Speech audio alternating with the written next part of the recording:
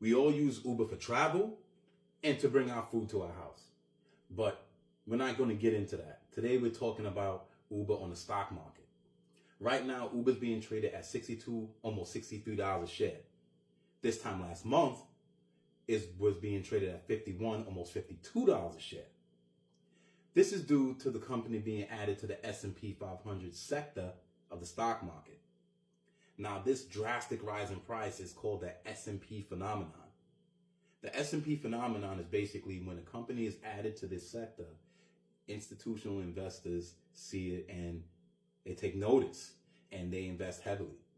Institutional investors are basically your hedge funds, your pension funds, your insurance companies. All of these really big boys invest heavily into the S&P 500. So when a new company is added, they basically jump right in. But in order to be added to the S&P 500, there's certain requirements a company has to meet before it can be added. Just a few.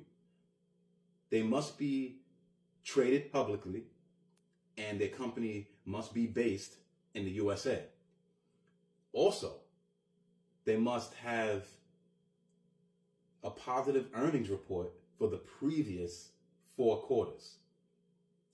And finally, they must have a public float of at least 10% of its shares. Publicly floated shares are shares that anyone can buy that's not tied up by these institutional investors, as I said earlier in the video. Now, if you want to get into this sector, it's a very volatile sector. Anything can bring the value of these low float stocks high, or it can bring it down. Because there's not a lot of shares to go around, so anything that affects the company can affect how these shares are bought. If you want to get invested or you want to start investing in these low flow stock companies, you would want to look for a company that has about 10 to 25 of its float shares publicly traded.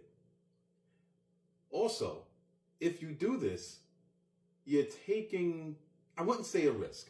It's very risky, but it's high reward as well, because these companies are not expensive for the most part. Some of them may be $10, $20, $30, even $50, but there's some that's $2, $3, even pennies. So these low float stocks, I believe, is a good way to start investing in the stock market because it's not expensive.